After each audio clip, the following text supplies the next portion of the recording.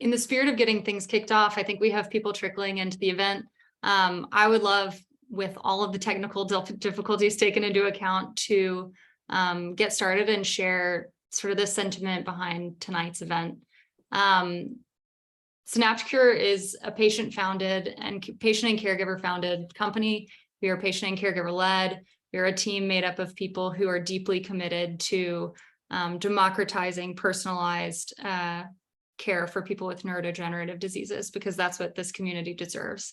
As much as we talk about the exciting things that we're building from a technical and clinical standpoint, we wanted to come back to basics and to hear from the people that we are building for, our patients and caregivers. And so that is the intent behind tonight's panel. And with that, I wanted to let Eric, our moderator, take it away and introduce himself, and also our panelists themselves, the stars of the show. Absolutely. Thank you, Evie. I'm Eric Anderson. I currently serve as VP of Clinical Operations and Care Delivery at Synapticure. I am a neurologist by training, and my journey into this space started while I was in medical school. And I first learned about people using telemedicine to treat people with strokes because there just weren't enough neurologists to see people. And so this was a huge access issue that was going unaddressed at the time.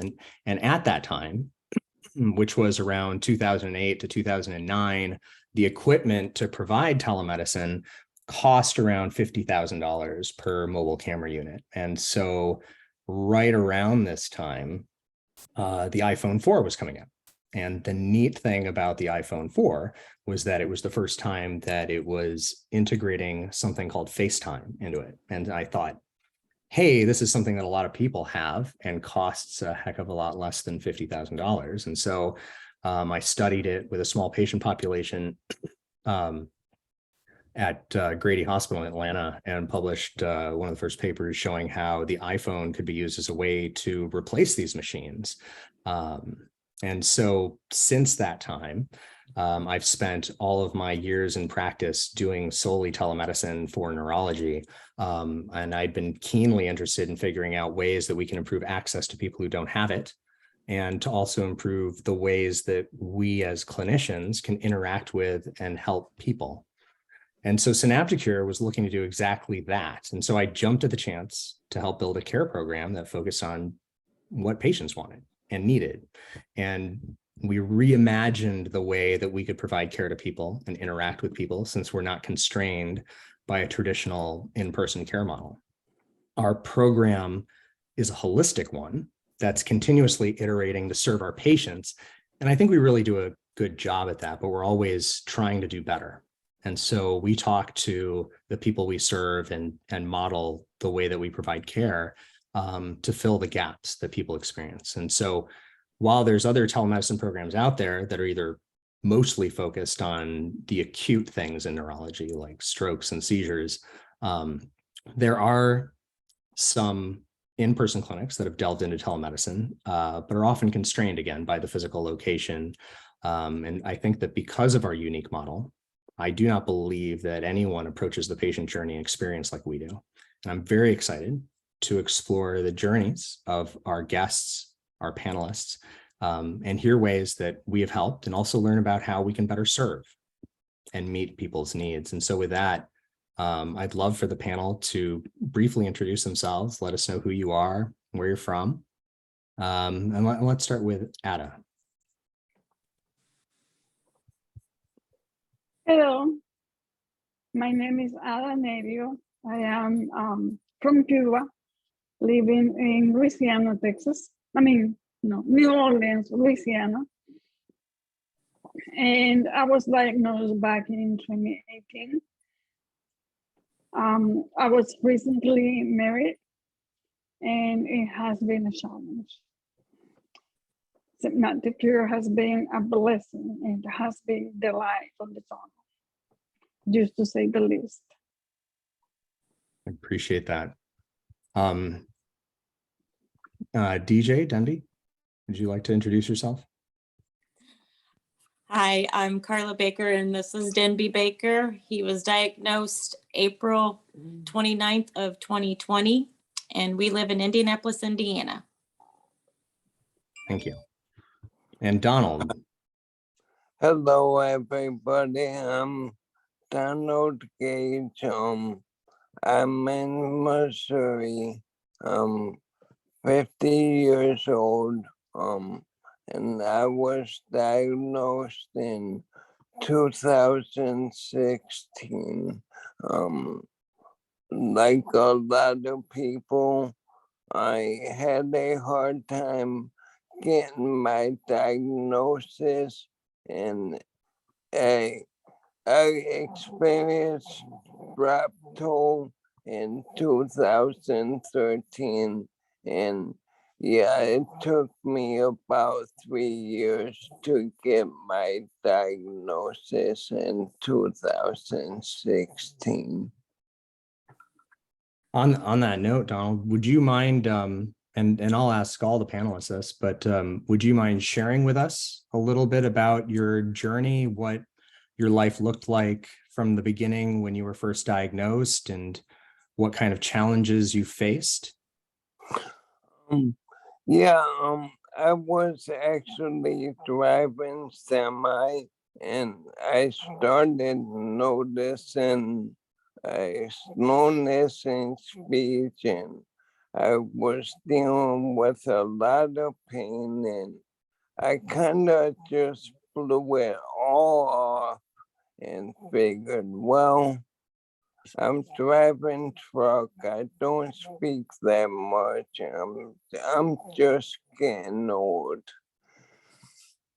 Anyway, I came off the road, and I first went to the hospital in 2013, and I stayed for 6 days. They ended up coming back and saying, well, it's a mental block. It's kind of all in your head. And so, yeah, in 2016, I actually went to the hospital for something else. And coincidentally, a neurologist seen me walking across the parking lot, and he ran up to me and said, "Hey, how long have you been walking like that?" And for a couple years, and he was like, "Have you ever heard of ALS?" And I was like, yeah, I heard of it. Anyway, he ran some on-site tests, and he was like, well, you really need to stay here, and we need to get you checked out. So I stayed in the hospital for about 5 weeks, and finally, I did get the diagnosis that yes, I do have ALS. And so with that, at first I was really gung-ho about the ALS, and I was at Columbia, Missouri, at the hospital up there, and so I went ahead and made a video to teach up and coming neurologists to be able to look and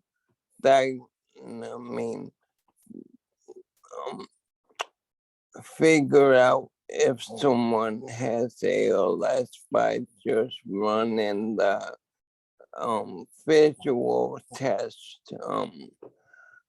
So after that, I enrolled in a couple other programs to try to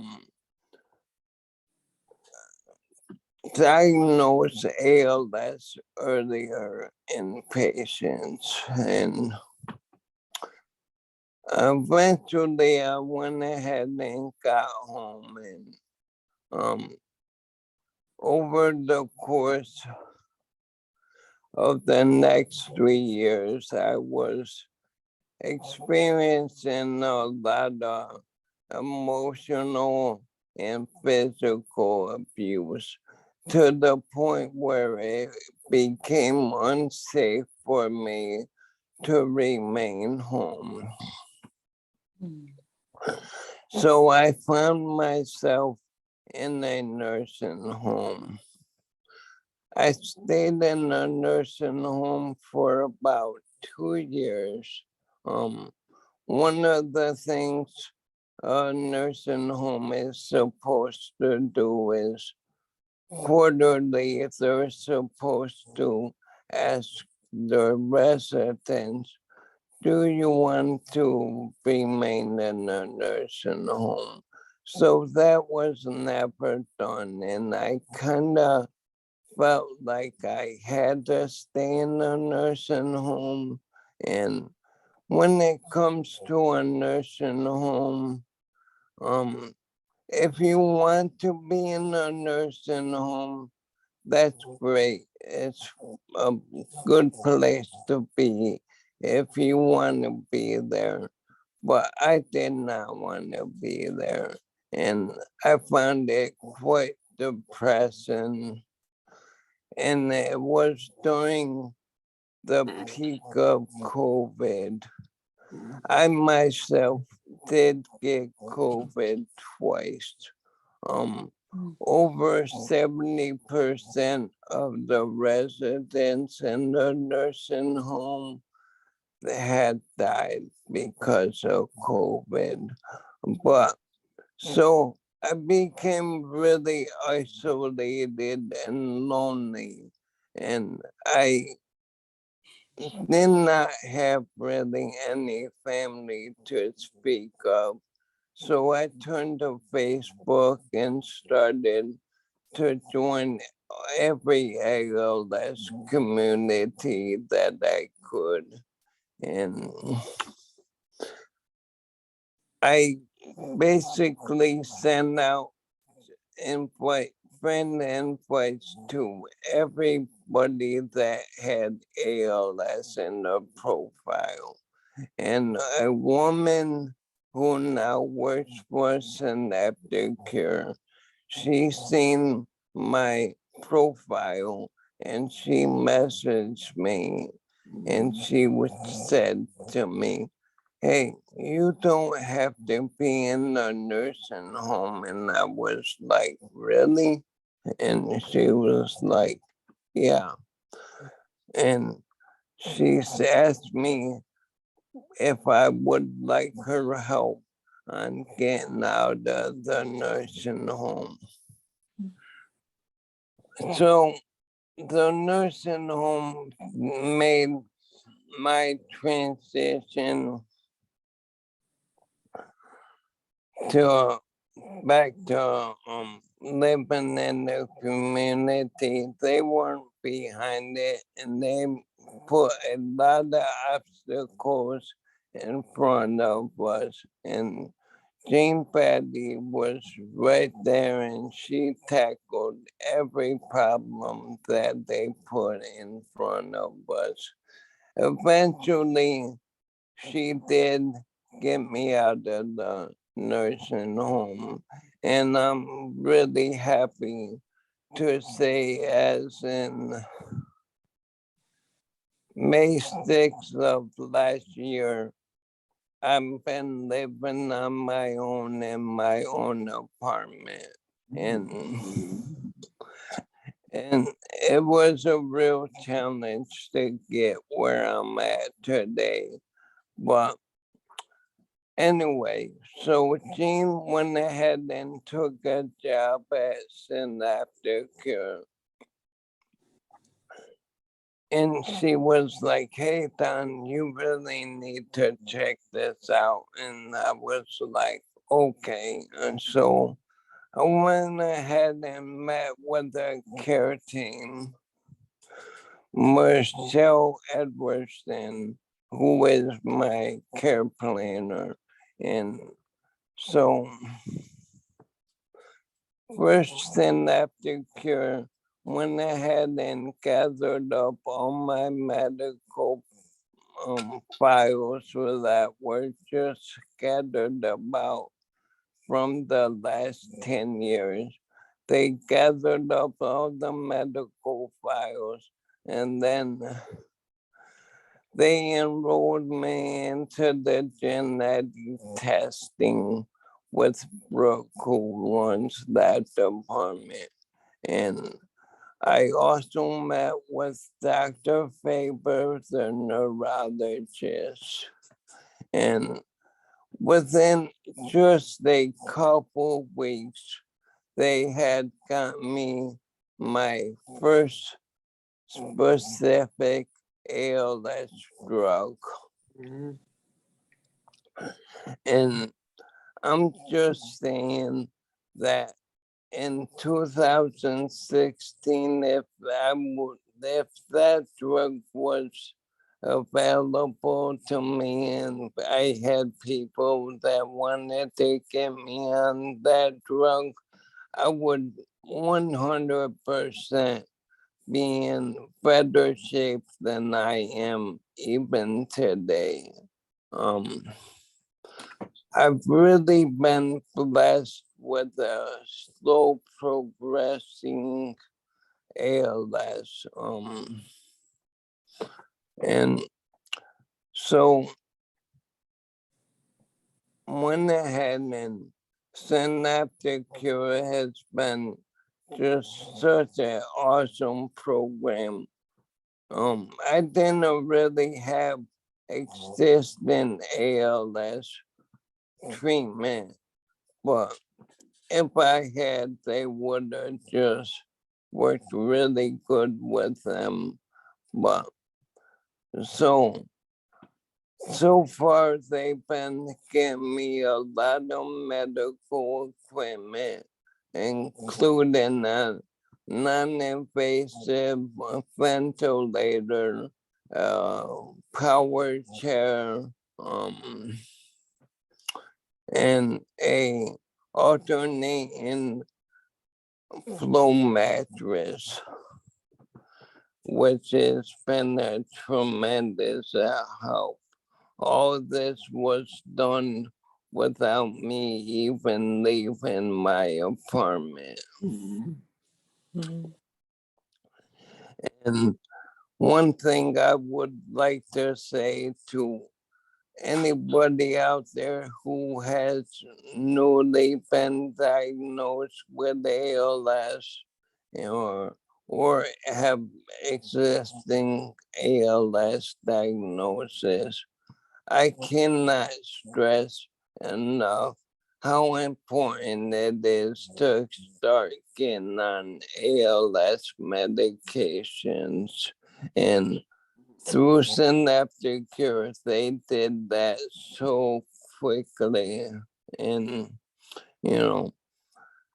and getting involved with Synapticure is so easy. All you got to do is go to synapticure.com, and in the right hand corner, click on the register button, and that begins it all. And Synapticure has really been like family to me. That's amazing. Thank you so much, Donald, for sharing that. I wanted to just update everybody that I'm glad that everybody else is connected. For those of you who are connecting, I know that we've had some technical issues that have been resolved. Thank you so much for your patience. Just to catch you up, we are joined tonight with 3 patients with ALS who are sharing their stories, their experience with their diagnosis, and their journey.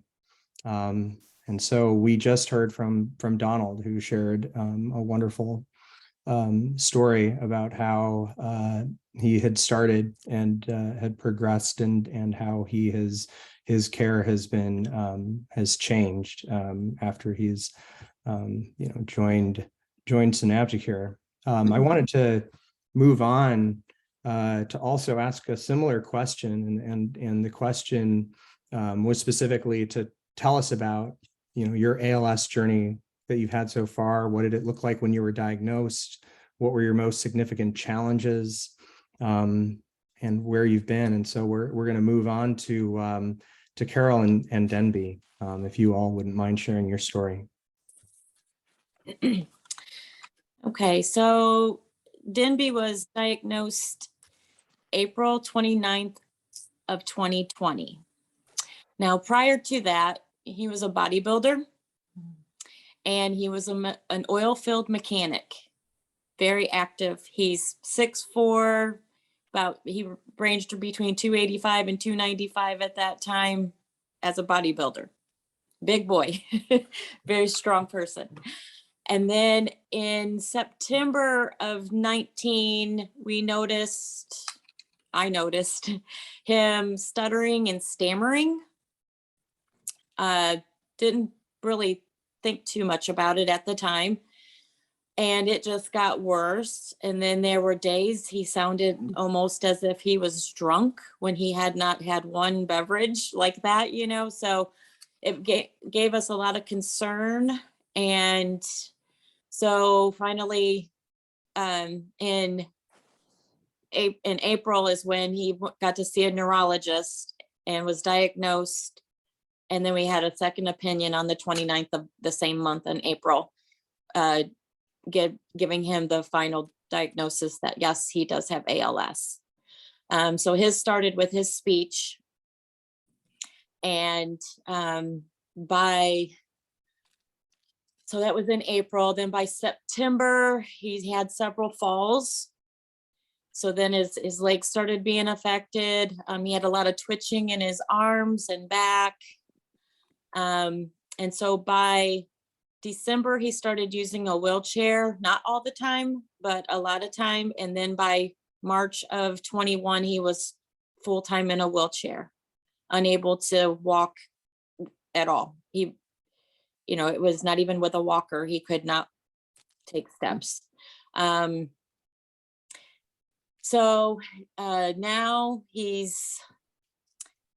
I think the thing that's the hardest for him is, as he puts it, daily watching himself become paralyzed, especially as physically fit as he was, and all his muscles have deteriorated to not having any muscle tone at all. And it's very heart-wrenching for me to even see that. And then for him, knowing how hard he worked to build up to that point, and it just all ripped away like that quickly. And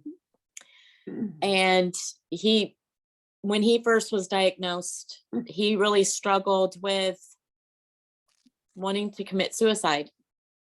He didn't want to live with this. He didn't want me to have to take care of him. He didn't want to be a burden to me, as he put it. I don't want to be a burden to you.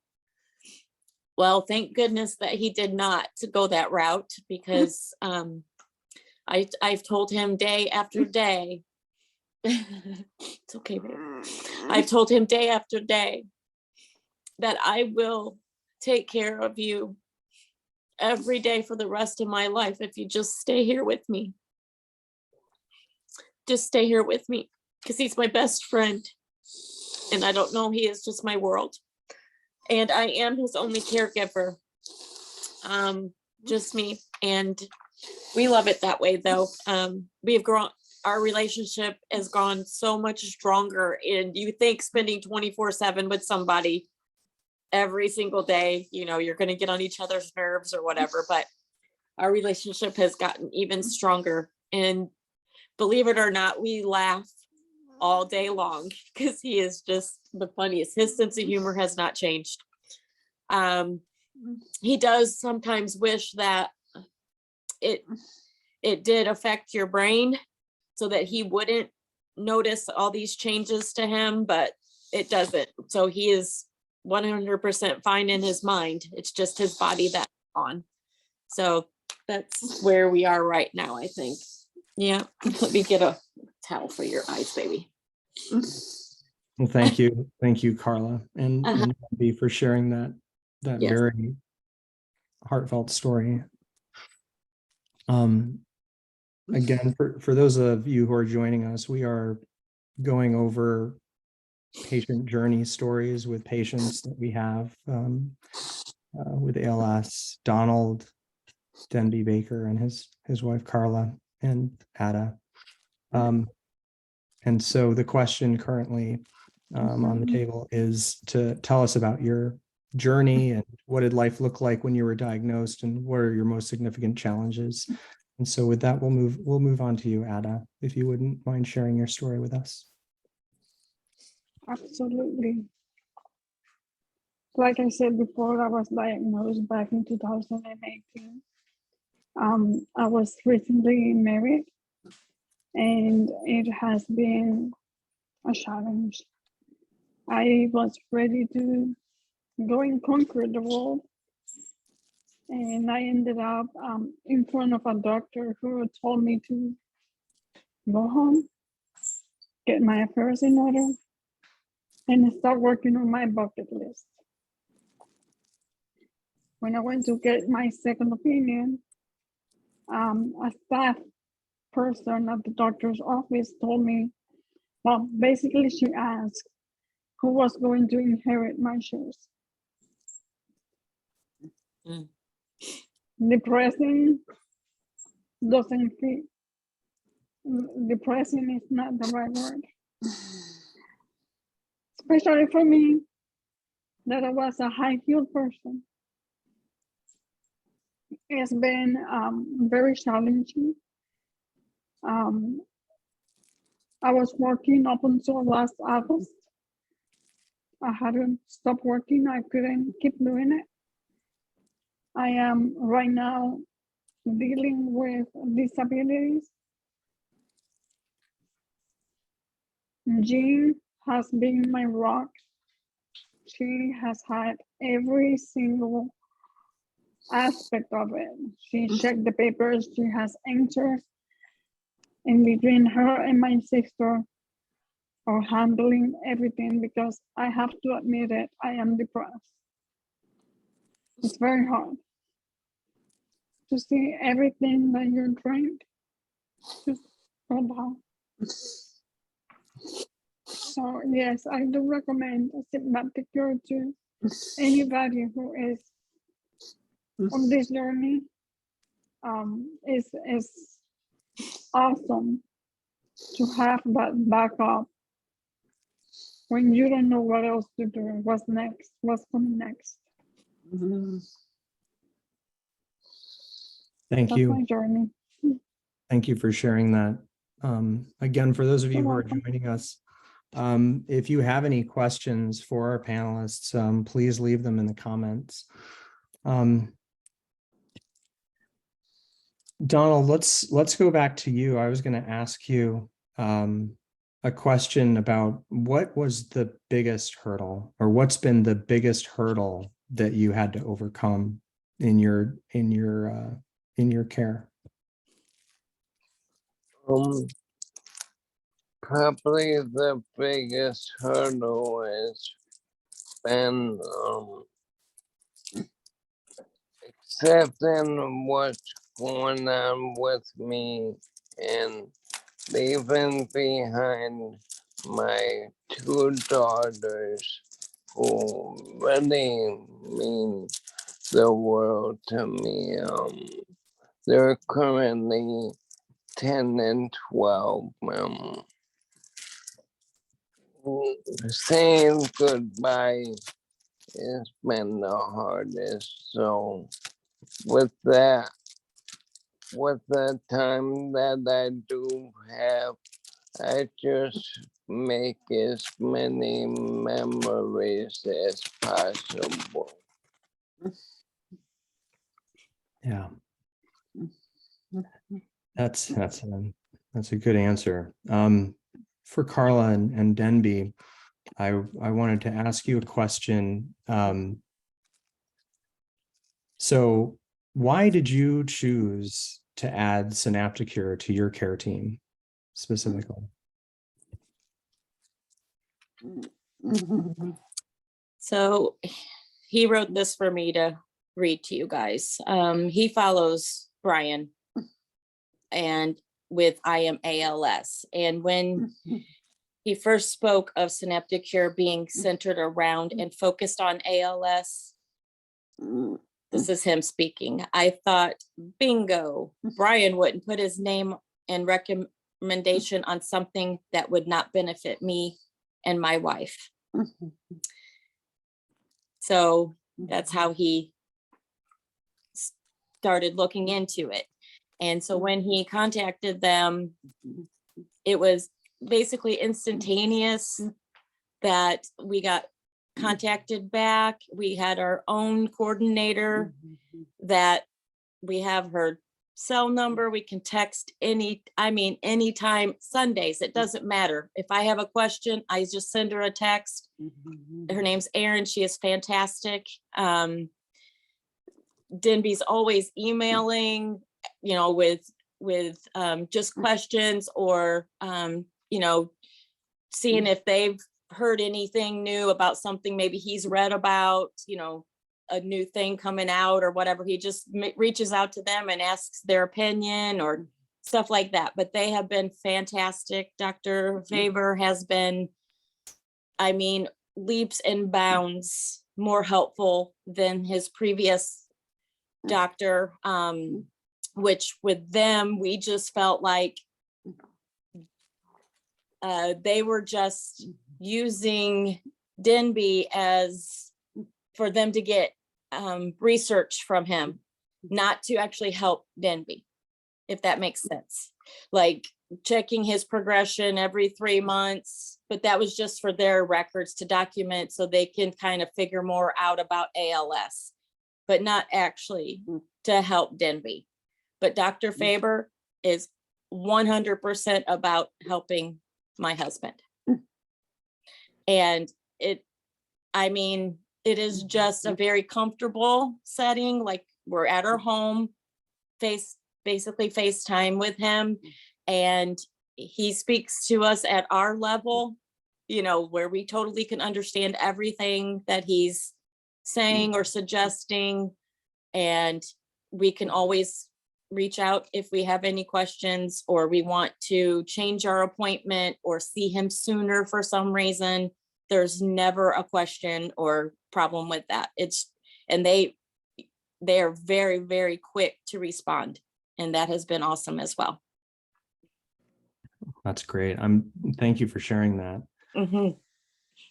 Ada, would you mind also telling me and telling our audience a couple things? Number one, what was the biggest hurdle that you had to overcome in your care, and why did you choose to add Synapticure to your care team? Well, the biggest hurdle for me has been accepting that I have to let go. I was always very independent, and becoming dependent has been really hard for me. And I have to say this, I went to the first ALS clinic with a very known doctor in Houston,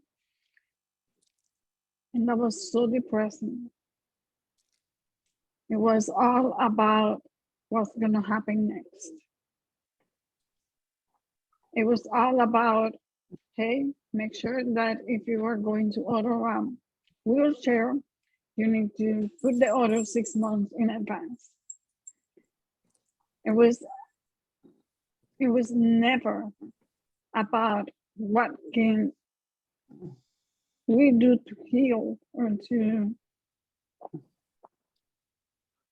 I don't know. I don't even know how to put it in words. So anyways, Synapticure has been amazing. Michelle Lawrence, a really good friend of mine, recommended. And if it's coming from Michelle, we knew that it was going to be great. So I have nothing to say but the best of you guys. Going to the doctor on FaceTime is amazing. It's not about measuring my progression anymore. My doctor listens to me, and it's actually not that bad. Because I am the type, I told my sister I'm not going anymore. What's the point? Nobody else knows how much my progression is moving forward than me. I'm the one who knows. So I don't need the doctor to tell me that. I need the doctor to listen to me, to find a way. This doctor is amazing. Thank you guys. It's amazing. Mm. I went to the hospital in September and I needed to come out with a trilogy machine. And I have to say that these people didn't sleep. They didn't let me go until I had the machine I needed to go home. They called the hospital, they called the social worker, they called the company. They did everything for me. And for that, I will be forever grateful. So thank you. Thank you for sharing that. May I also say something? Absolutely. So, one of the biggest hurdles is with ALS, I experience a lot of exhaustion. And living on my own, I'm just constantly wore out. So, with Synapticure and their telehealth, that just makes things so much easier that I can just get on my phone, speak to a neurologist or anything about anything that I need. And I'm so grateful for Brian and Sandra for setting up this program. That's great. So I appreciate the time that you've shared with us and sharing some stories. We know that there's probably people listening who were just diagnosed with ALS. What kind of recommendations would you give them about how to address their care, or any tips or tricks that you've learned in your journey that you can share with others? Well, Call Synapticure first thing. Here, let's start with Donald, and then we'll move to you, Ada. well, with ALS, you can never have too much care, and Synapticure just integrates their company with your previous care, and it's just really a beautiful thing. Another thing I would say is, to anybody newly diagnosed or previous diagnosed, if you feel that you're becoming depressed, do not be afraid on taking a medication for depression. I recently started taking Zoloft, and it's the difference between night and day that since I started taking this medication. Thank you, Donald, for sharing that. Ada, How about you? Any tips for people who are newly diagnosed? Anything that you've learned that you can share with others? 3 things. Don't give up.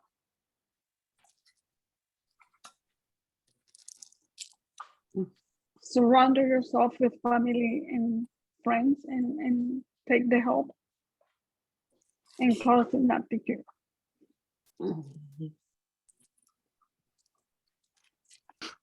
Carla and Denby, anything to add? Any tips or tricks? Yeah. Yes. Mhm. So this is coming from Denby. He says, I am one to look and research everything before deciding. He's an overthinker. And he says, I can honestly say, if you're newly diagnosed, first thing you need to do is get enrolled in Synapticure. Second thing is jump on Facebook Marketplace, because we personally have saved thousands of dollars. He got actually found a brand new Quantum Q6 Edge HD wheelchair with elevate, power legs, tilt, lean, light kit, the works. Okay. Got it for $1,000 on Facebook Marketplace. It is easily an over $40,000 chair. That person did not realize their loved one passed away. They only had, how many miles did it have on it? 25? 25 miles is all it had on it. They just didn't realize what they had. We've also found other equipment that way. People just, their loved ones passed away. They just are trying to get rid of these things, or maybe even paid it, you know, semi paying it forward by keeping it a reasonable price. But, and you never know, there could be other people out there just paying it forward, you know, just for free stuff. So it's just a great place to go, is to the Facebook Marketplace. But first, Synapticure, for sure. Thank you. Uh-huh. Here's another question. This may be a little hard hitting, but just for the audience, and again, for if anyone in the audience has any questions for our panelists, please put them in the comments. If any of you can share how your diagnosis and your journey changed your relationships with your family, with your friends, with your caregivers, things like that. I know in listening to your very emotional story earlier, Carla and Denby, you guys were stronger together. Yeah.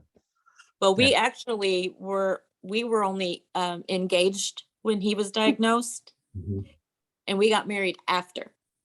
Gotcha. So yes, and I did have a few acquaintances. I thought they were friends at the time, but I decided later that they truly weren't. So they're just acquaintances now.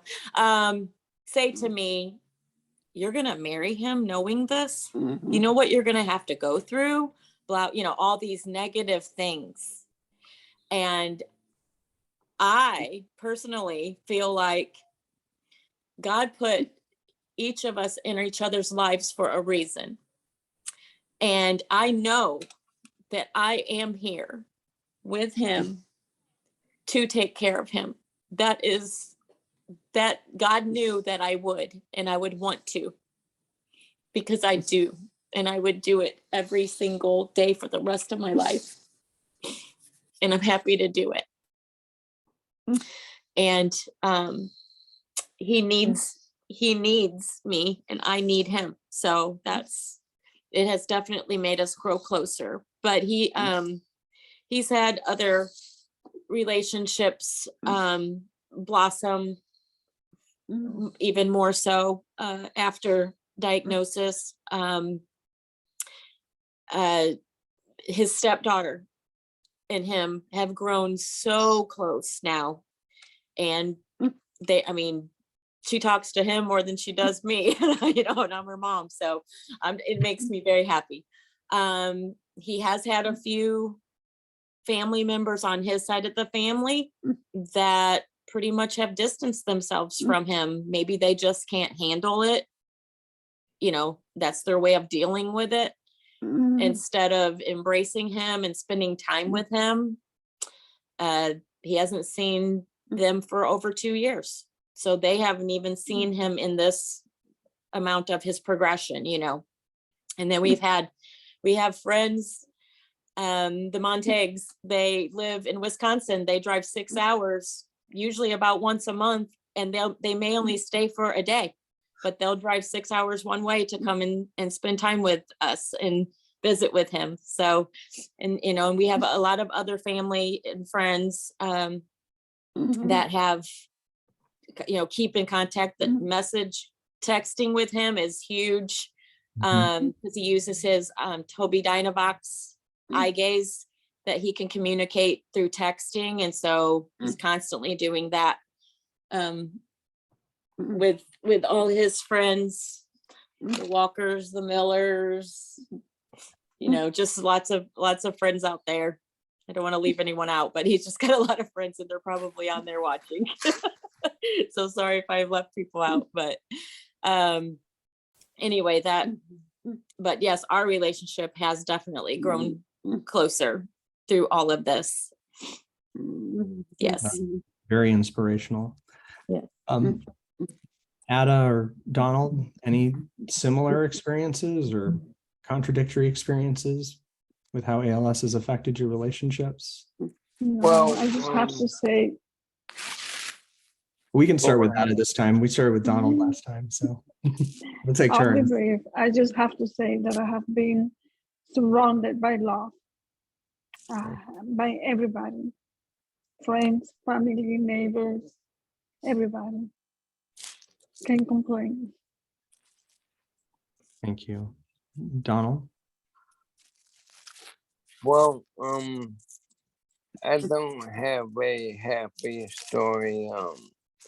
I really don't.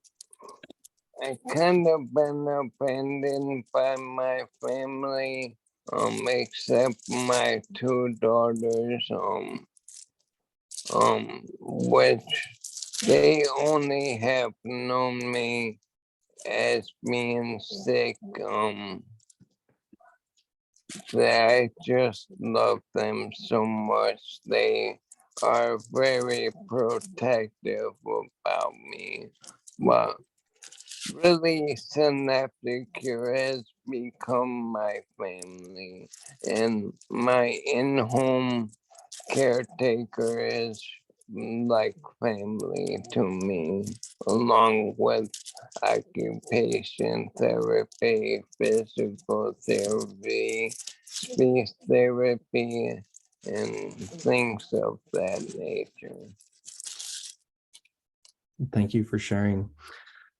Well, everyone, I really want to thank our panelists, all of you, Ada, Donald, Carla, and Denby. Thank you so much for sharing your stories and your experience and your journey, and imparting wisdom and knowledge to our audience.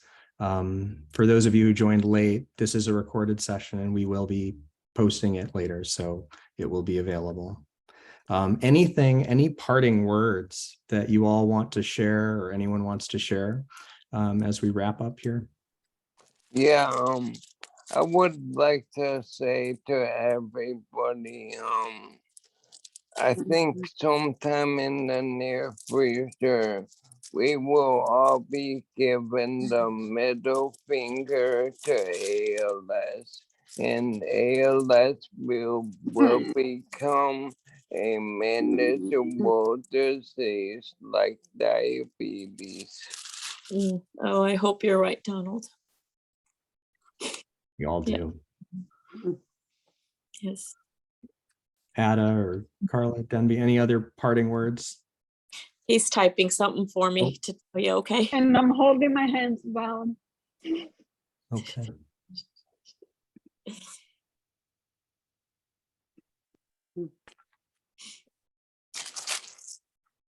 Great.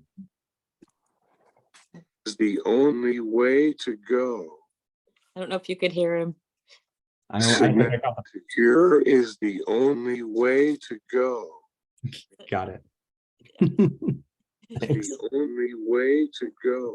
I don't know if you could hear him. We heard it. Yeah. Thank you Here so much. is the only way to go. Okay. All right. Well, thank you again, everyone, and Go. double thanks to all of you for participating in your time. Here is the only way to go. It's got the delay from the Facebook. Yeah, show. I hear Thank you. you, No everyone. worries.